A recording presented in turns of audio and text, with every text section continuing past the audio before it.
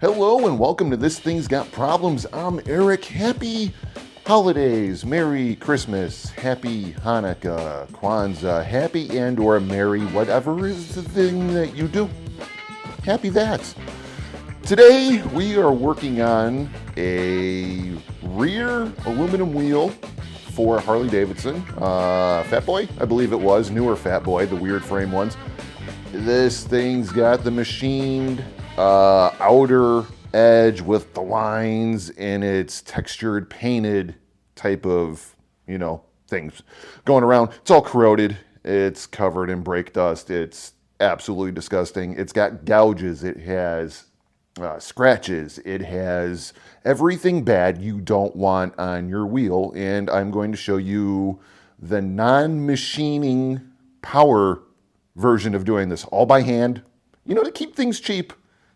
Elbow grease is, what am I doing? You're gonna wanna get some Scotch-Brite 3M, the red. You're gonna want, of course, the spray away glass cleaner. Mother's in a can, Mother's tried and true, always great. Some 320 3M and some 180 3M sandpaper. I like the stuff on the roll. You can just fold it and stick it, and it doesn't clog. That's where your money's going to be, is the 3M sandpaper. Don't go cheap on the sandpaper. You go a couple, and then it's like, throw that away. And then you're spending more money on the cheap stuff than you would if you just got the good stuff. So just get the 3M and be done with it, okay? So while I'm playing with my new welder out here in the garage, because it's like 50 degrees Christmas Eve-ish? I don't know what day this is. It's the weekend for Christmas already. While I'm doing that, playing with this C10 and stuff like that, you're going to go watch that video, and then we will see you on the flip side. Do people still say that? Shut up, Eric.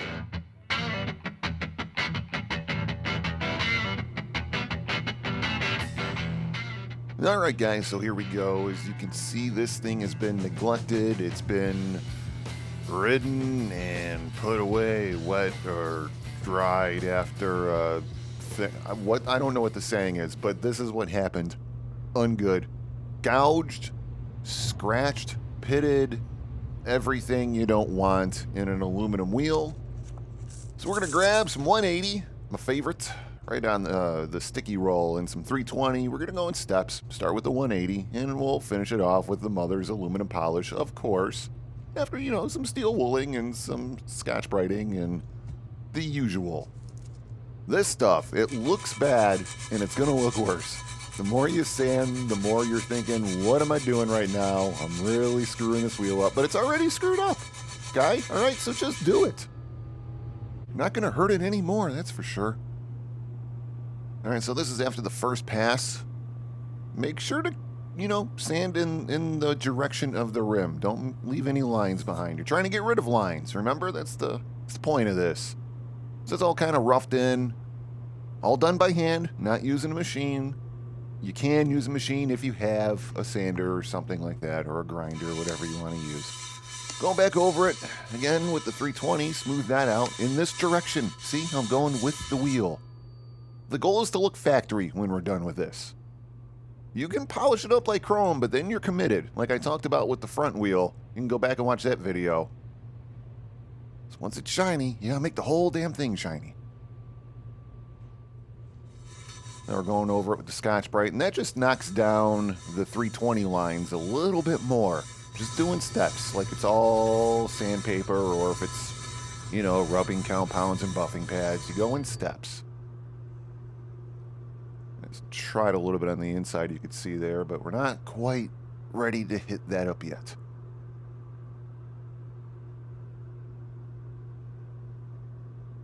There's still some gouges, but not nearly as bad as it was. And once it's on the bike, you're not going to notice. All right, so these little inserty textured deals, we're gonna take a little bit of Harley. This is the Harley CVO engine paint. That looks really, really close, and that's why I'm going to roll with it.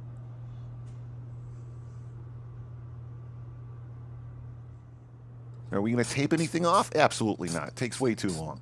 Not going to do that. I did Scotch-Brite everything down, so the spots you see in there, that's actual That's damage. That's not dirt. You want it clean for sure. And then you just go back over it with the acetone. You know, like, screw the tape. Why are you going to tape? It's going to take you way longer to tape than this method right here.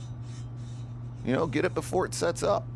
Now, it is a heat paint, so I did take a heat gun to it, because some of them you have to, you know, you got to, like, cure. Like, I know exhaust paints, a lot of them you got to cure. Heat engine paint, sometimes not, so I did it just to be safe. And there you go. I mean, it looks so close that I don't think anyone's going to notice that it's just a shade different. And then I took the glass cleaner and the steel wool and went around the rest of it. Just kind of, you know, get rid of the Scotch-Brite lines. Again, we're doing the steps. No, I'm still on Scotch-Brite here. What was I thinking? I did move on to the steel wool, and that's what you see right here. Also hit that with Mothers. And there you go. That's kind of, you know, what we're after. A refinished aluminum rim. Not too shiny. Stock looking.